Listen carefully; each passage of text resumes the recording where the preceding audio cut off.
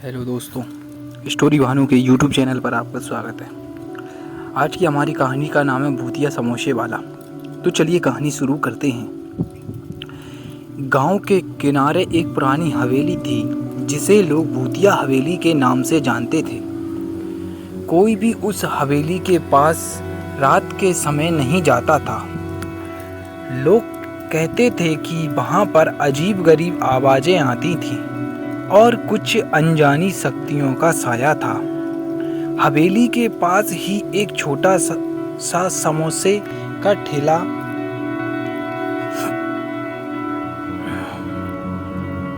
था जिसे एक बूढ़ा आदमी चलाता था। उसे लोग भूतिया समोसे वाला कहते थे।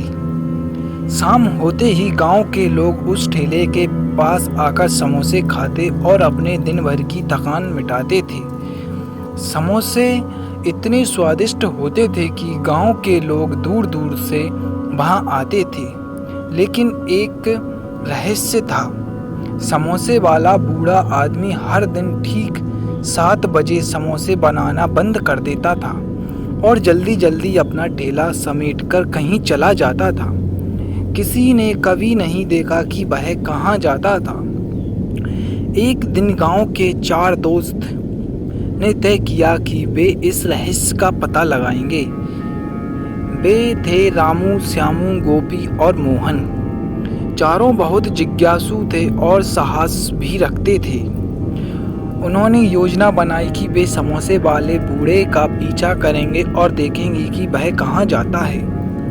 अगली शाम वे चारों समोसे वाले के ठेले के पास पहुंचे। वे इंतजार करने लगे कि बूढ़ा आदमी अपना ठेला कब समेटता है। जैसे ही घड़ी के 7 बजे बूढ़ा आदमी हमेशा की तरह जल्दी जल्दी ठेला समेटने लगा। चारों दोस्त छुपकर उसका पीछा करने लगे। बूढ़ा आदमी हवेली की ओर बढ़ा।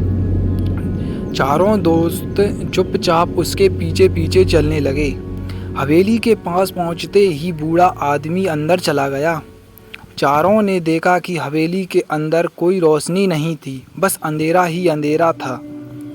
हिम्मत जुटाकर चारों दोस्त भी हवेली के अंदर चले गए। अंदर जाते ही उन्हें एक बड़ी सी दीवार पर पुराने समय की तस्वीरें दिखाई दीं। उन तस्वीरों में एक आदमी समोसे बनाता हुआ दिख रहा था, जो बिल्कुल उसी बूढ़े आदमी जैसा दिखता था। यह देखकर चारों के रोंगटे खड़े हो गए। तभी अचानक एक कमरे से हल्की रोशनी आती हुई दिखाई दी। चारों दोस्त उस कमरे की ओर बढ़े। कमरे के अंदर का दृश्य देखकर वे हैरान रह गए। वहां बूढ़ा आदमी समोसे बना रहा था, लेकिन वह अकेला नहीं था। उसके साथ कुछ परछाइयां भी थीं, जो इंसानों की तरह लग रही थीं।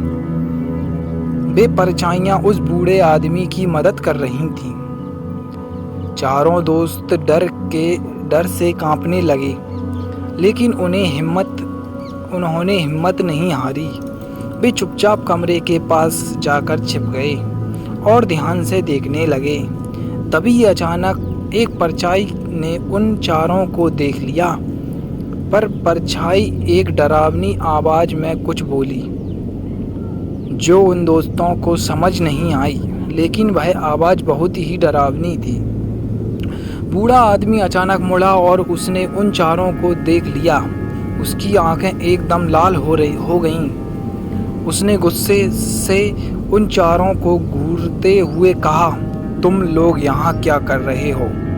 उसकी आवाज़ में इतना डर था कि चारों दोस्त कांपने लगे। रामू ने हिम्मत जुटाकर कहा, हम जानना चाहते थे कि आप हर रोज यहाँ क्यों आते हैं। बूढ़ा आदमी हंसते हुए बोला, यह हवेली मेरे पूर्वजों की है। यहाँ पर वे लोग रहते हैं जो अब इस दुनिया में नहीं हैं।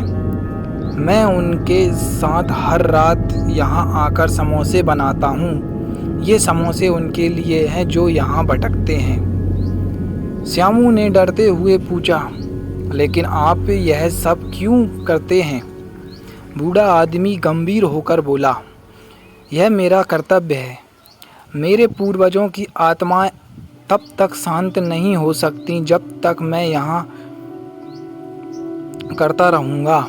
यदि मैंने यहाँ करना बंद कर दिया तो उनकी आत्माएं भटकती रहेंगी और गांव के लोगों को परेशान करेंगी। गोपी और मोहन को यह सुनकर बहुत डर लगा। उन्होंने सोचा कि यदि बूढ़ा आदमी यह सब बंद कर देगा तो गांव में भूत प्रेतों का साया हो जाएगा। बूढ़ा आदमी बोला, तुम लोग यह बात किसी को नहीं बताओगे। यदि तुमने ऐसा किया तो तुम्हारी आत्माएं भी यहाँ भटकेंगी।